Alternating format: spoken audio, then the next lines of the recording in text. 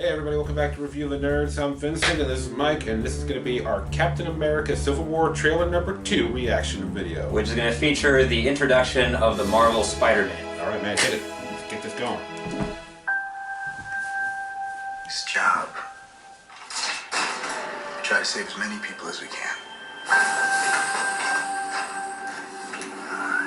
Sometimes it doesn't mean everybody.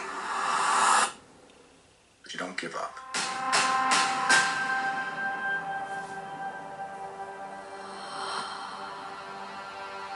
New York. Washington, D.C.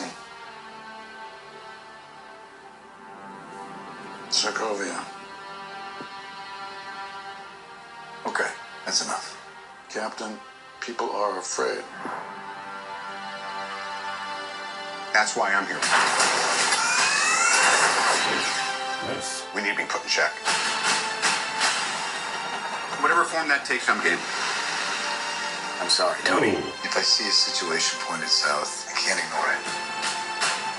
Sometimes I wish I could. Sometimes I want to punch you in your perfect teeth. I know we're not perfect. Ooh, damn. But the safest hands are still our own.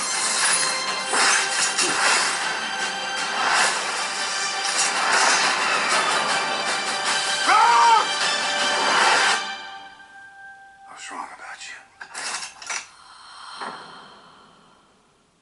The whole world was wrong about you.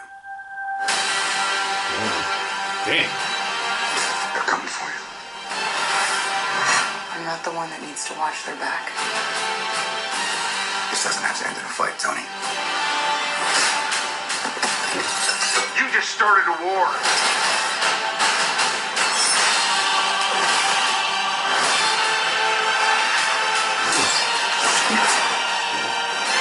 Oh yeah. Oh. Sit down. Final warning. I could do this all day.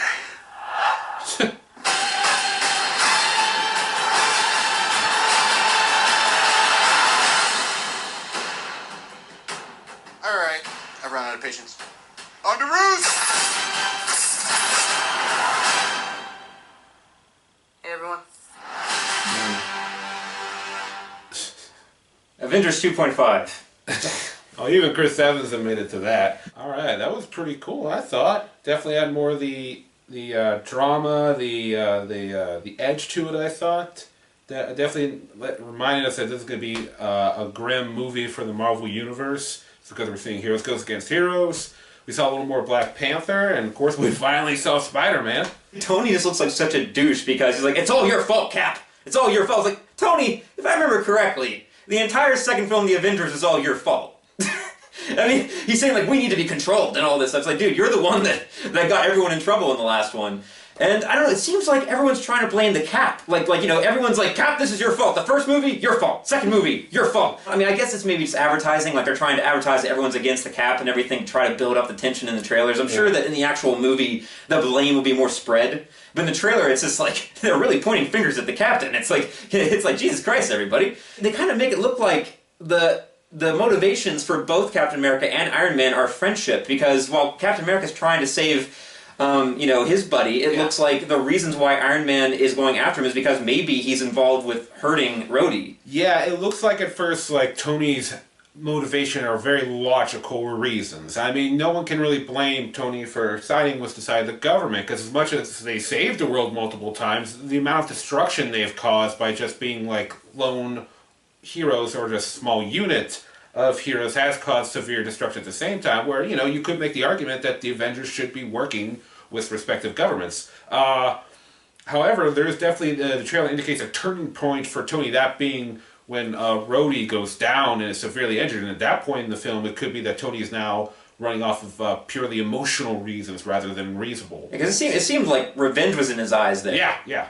Now, this could be just a trailer making it appear that way. It might not be what's in the actual product, because you also, I think you see Rhodey during that big clash between all of them coming together, so if he's really that badly injured, you don't think he would be involved with that clash. The advertising is definitely focusing on the theme of friendship and saving your friends and all that stuff. And then you have two friends, of course, in Iron Man and Captain America, coming against each other in this incident. That stuff is kind of really being pushed in these trailers, and I know one purist especially who is like, they got it all wrong, that's not what the focus should be. But, you know, it's trying to find the emotional core of the story, and they're trying to make it more dramatic and epic. Which they're doing. There's a lot of characters. I hear this movie's going to be over 2 hours and 30 minutes, which I guess is required with all these stories coming together. Yeah, especially since they're bringing in, like, once again, more characters. Ant-Man, and he's going to have his scenes where he interacts with the other characters. Black Panther's coming in. The Spider-Man. It's going to be... General Thunderbolt Ross is back.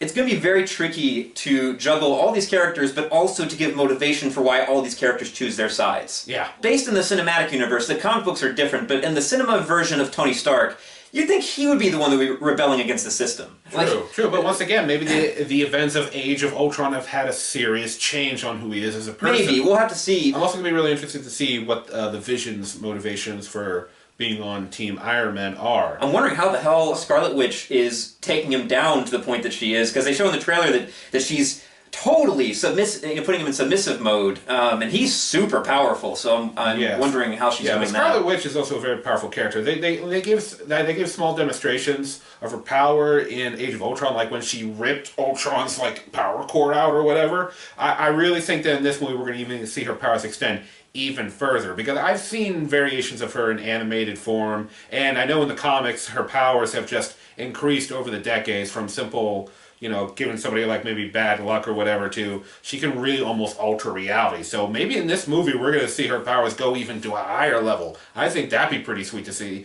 because I mean, without Thor or Hulk, you need that one person to go toe-to-toe with a heavyweight like the Vision. I think Scarlet Witch is going to be that one. Well, that's another thing, too, is at this point, they might as well bring in the whole crew. There's so many people in this movie. You might as well have the Hulk in there, especially since General Ross is involved. I like the moment with Black Panther where he jumped on the car and kind of like a cat-like pose. He's really got that motion into it. Like they're definitely showing his speed and his leaping like a cat. I mean, super athletic skills. And he just clawed the tire on Bucky's motorcycle and they went down. Oh! That's good stuff. So, this finally is our first appearance of Spider-Man. You know, we've known for a while that he was going to be part of Captain America Civil War. We didn't see him at all in the trailer. Haven't seen any set photos of him.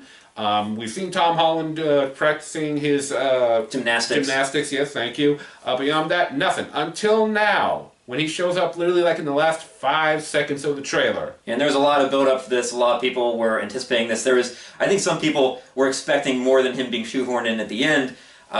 But I don't know if you all are following, but there is some divided opinion about how he appears in the trailer. His suit is somehow developed to show the expression of his eyes squinting.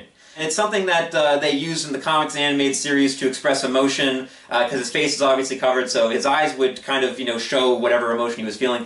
Cinematically, they've never done this before. Cinematically, he either has like a glass lens in, or some kind of threading or something over the eyes. It's never something that's been explored before, because until now, the suit has been primarily developed for practicality. People are debating whether or not they really have a practical use. Like, why would Spider-Man develop the suit with the ability to express his eyes? In the comics it makes sense, but in terms of trying to make this realistic, does it make sense? I've heard some theories about how this happens. One is that Tony Stark made the suit for him. Another one is that his lenses are actually specially developed, that they're actually changing what his visual spectrum is or something. I don't know what the reason is, but you can hear a mechanical sound whenever they squinted. It would... So obviously it's mechanical in some way.